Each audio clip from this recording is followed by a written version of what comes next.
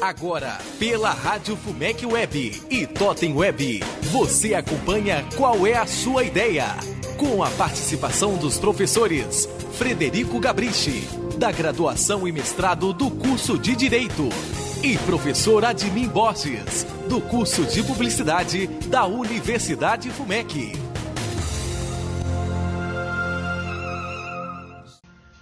Senhoras e senhores ouvintes, sejam bem-vindos ao programa Qual é a Sua Ideia? Projeto coordenado pelo professor Frederico Gabrichi. Hoje nós estamos recebendo uma visita especial do professor Dan Marcus Kraft, da Universidade de Montreal, que está em Belo Horizonte para proferir uma palestra aqui na Universidade FUMEC. Seja bem-vindo, Dan, muito obrigado pela sua disponibilidade. Então, professor Frederico Gabrichi, vamos lá. Isso aí, Edmir, bom dia, ouvintes. Estamos aqui com o professor Dan Marcus Kraft, que um dia também foi professor da Universidade FUMEC e hoje na Universidade de Montreal, no Canadá. E como sempre fazemos, Dan, a pergunta inicial do programa é: qual é a sua ideia a respeito da governança global, do multilateralismo e das disputas sobre investimentos?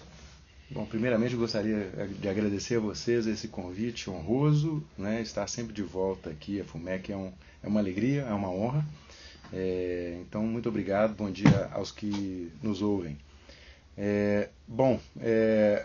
Governança global é um assunto que vem sendo debatido, especialmente depois da Segunda Grande Guerra, né, onde se busca algum tipo de harmonia na convivência entre as nações e que acabou contaminando também as relações comerciais e financeiras, né, especialmente depois da década de 90. Então, há uma preocupação muito grande do ponto de vista de governança, de criar-se uma estrutura ou instituições que permitam uma convivência harmônica entre as nações, que gerem prosperidade, gerem inclusão, e gerem também um ambiente de concorrência do ponto de vista comercial, etc., né, que seja minimamente equitativo, que seja equilibrado para as nações conviverem. Então, a governança é o contrário do caos. Não é? Então, uma busca de uma governança global tem esse sentido, e depois a gente pode discutir um pouco mais sobre quais instituições são responsáveis por essa governança global. Essa governança acabou gerando um sentido de multilateralismo, né, onde as nações elas se relacionam entre si, não é mais uma relação bilateral, todos são parceiros pela paz, né, e a ideia vigente depois da Segunda Guerra foi especialmente um multilateralismo comercial, permitindo a divisão de trabalho eficiente no globo terrestre, né, a divisão dos recursos, né, um compartilhamento de recursos naturais, né, produção, etc., né, e esse multilateralismo ele chegaria, né, em um ideal de transformarmos isso tudo em uma aldeia global, onde todos nós seríamos cidadãos do mundo, onde nós poderíamos ter uma certa mobilidade, né, permitindo dessa forma a criação de uma sociedade harmônica. O multilateralismo, né, esse que nós estamos falando, do qual nós estamos falando agora, é um multilateralismo mais comercial e de investimento. Daí essa preocupação do ponto de vista da resolução de disputas entre investidores e estados. A circulação de mercadorias foi o início, né, desse multilateralismo. As instituições de governança permitiram trocas eficientes e após o multilateralismo comercial, a gente tem um multilateralismo financeiro e que envolve investimentos. Então, na medida em que a mobilidade do capital passa a ser mais livre, né, permitindo essa integração mundial, problemas relacionados a investimentos passam a surgir. Como é que nós vamos tratar disso? Né? Então, essa resolução de disputas entre investidores e Estados passa a ser um tema latente, hoje é um tema quente, é um tema de preocupação mundial. Né? Várias nações estão se preocupando hoje com proteção tanto dos países, quanto proteção dos investidores, como é que isso se faz, quais são as tendências, quais são os debates, quais são as instituições que têm tomado conta disso e quais são as preocupações para essas instituições funcionarem. Será que elas são funcionais? Será que elas estão servindo aos propósitos iniciais ou não? Né? Então nós hoje, atualmente, vivemos um ambiente de grande questionamento do multilateralismo. Né? Existem alguns exemplos que a gente pode abordar, como, por exemplo, o movimento do Trump, de maior nacionalismo, né? Uma retração dos países em face a esse multilateralismo, o que isso significa e o que vai significar também do ponto de vista de investimento, porque países mais pobres, que são carentes de poupança, eles precisam de investimento. O Brasil é um país que precisa de investimento. Né? Então como é que ele vai atrair os investimentos, mas ao mesmo tempo preservar a sua soberania? Né? Onde é que está essa troca? Quais são as regras? Essa é a ideia. Professor Dan, uma pergunta que surge do seu relato. É possível, de fato, um direito global que permita uma governança global efetiva e eficaz entre as empresas e os Estados, ou isso é uma utopia? Eu acho que é possível, nós vivemos isso. A paz americana, né, ou Pax Americana, que nós vivemos depois da Segunda Guerra Mundial, foi um período de prosperidade global, de inclusão global. Só que essa governança ela foi, de certa forma, imposta pelos países vencedores da Segunda Guerra Mundial. Então, né, naquela reuniãozinha que teve no interior de New Hampshire, nos Estados Unidos, em 1944, né, o John Maynard Keynes se reuniu com líderes de Estado e criaram o que a gente diz, né, as instruções de Bretton Woods, porque é o nome da cidadezinha, né, onde se reuniram. Lá eles criaram o Fundo Monetário Internacional, criaram, né, o Banco Mundial, que seriam instituições de governança global econômica que tomariam conta e que direcionariam, que controlariam as forças representadas pelos países e pelas suas forças econômicas para poder gerar essa governança. Né? Então, é possível. Mas só que no momento onde a gente tem, na década de 70, especialmente na década de 70, e teve uma resolução da ONU que é fundamental, acho, nossos ouvintes compreender, é a Resolução 3281, que foi até cantada, né, pelo Caetano Veloso como a nova ordem mundial, nova ordem econômica mundial, onde os países que tinham sido colônias no passado, né, passaram a clamar por uma participação maior nesta governança da qual nós estamos dizendo. Isso não aconteceu naquela época, mas os impactos começaram a ser vistos, inclusive numa coisa que se chama de movimento de não alinhamento. Né? Então, alguns estados, especialmente as colônias, exportadores de matéria-prima, passaram a ter uma preocupação ou manifestarem sua vontade de desenharem essa governança global com a sua participação. A partir daí, a situação ficou um pouco mais difícil. Né? Então, é possível acomodar investidor e Estado? Sim. Eu diria que hoje a gente evoluiu muito, tanto na qualificação do questionamento, quanto na revisão das instituições. Né? O papel que o FMI, por exemplo, tinha 30 anos atrás e o atual mudou bastante. Demanda uma modernização.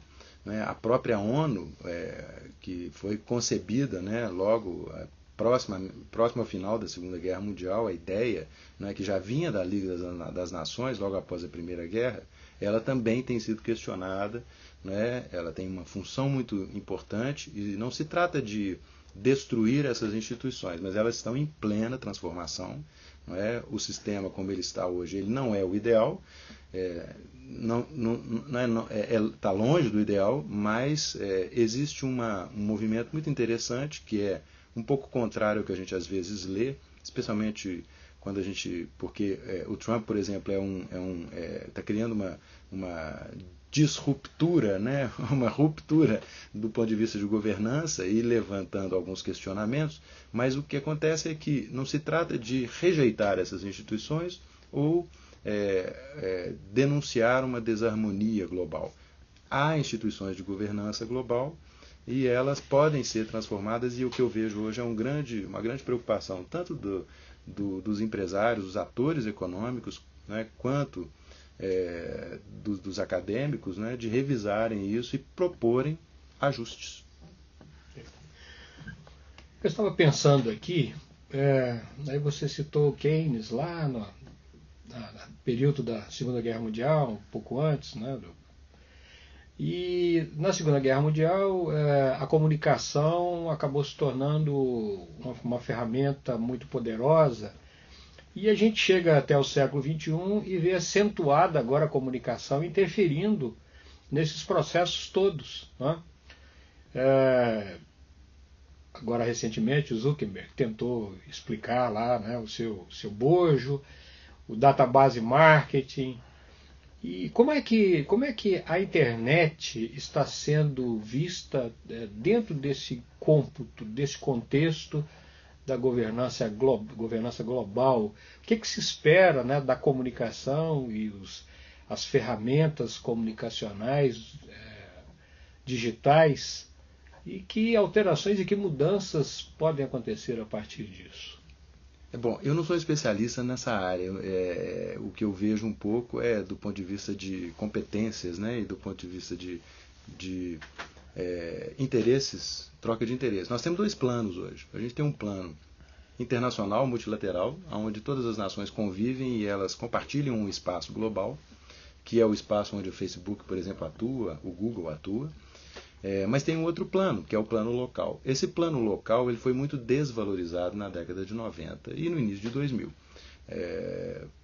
O fim, né, do regime comunista na União Soviética acabou gerando um engano da civilização, onde um único modelo, né, de existência teria prevalecido e teria sido a fórmula de sucesso, ao invés de se focar que aquele modelo era um modelo fracassado, mas o nosso modelo ele precisava também, né, o modelo capitalista ele precisava de uma certa revisão.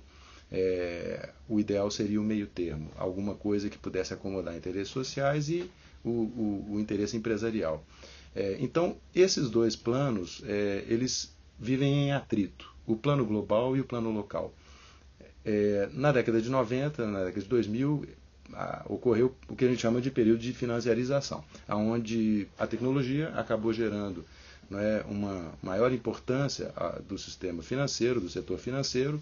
Isso permitiu, e foi muito bom isso, né, uma circulação de riqueza mais acelerada. O problema é que no momento onde houve uma renúncia no plano local, o plano mundial ele não levou em conta as necessidades locais. Hoje o que a gente vê do ponto de vista de mídias, de redes sociais, etc., essa circulação de informação muito fácil que a gente tem hoje, e essa influência que essa circulação de informações, e eventualmente manipulada, né, ela pode ter nas sociedades locais, é que se trabalha ainda com uma mensagem da década de 90 ou de 2000, de uma globalização ou de um globalismo incondicional, né, de uma adoração à globalização, né, que era muito comum naquela época, mas que hoje ela tem sido altamente questionada. E não se trata de uma questão ideológica, se trata de uma questão funcional. Você não pode ter uma absoluta... Você não pode ignorar as demandas locais, né, ou mesmo regionais, mas eu digo do ponto de vista de soberania, cada Estado ele tem valores que ele deseja ver protegidos, mas, ao mesmo tempo, os nacionais eles querem se comunicar, eles querem se integrar ao mundo, né? Esse atrito, eu acredito que hoje ele está sendo manifestado de uma forma descontrolada pelo protecionismo, né? E por uma vertente muito cruel do protecionismo, que é o nacionalismo, né? Que nega a nossa participação, nega a convivência global, nega a natureza humana, né, nossa, porque as fronteiras representam a proteção de algumas culturas, não é? Mas protege culturas, protege povos, mas ao mesmo tempo essas fronteiras delas devem ser permeáveis para permitir trocas culturais, comerciais, etc. Como a gente focou demais nas trocas comerciais e financeiras nos anos 90 e 2000, a troca cultural, ideológica, etc., ela acaba sendo abusada em nome desse globalismo. Então, hoje a gente tem esse choque, esse atrito, né, entre a comunicação global, que visa manipular o local, e uma demanda de importância do local, a demanda da população local, para resgatar a sua autogestão.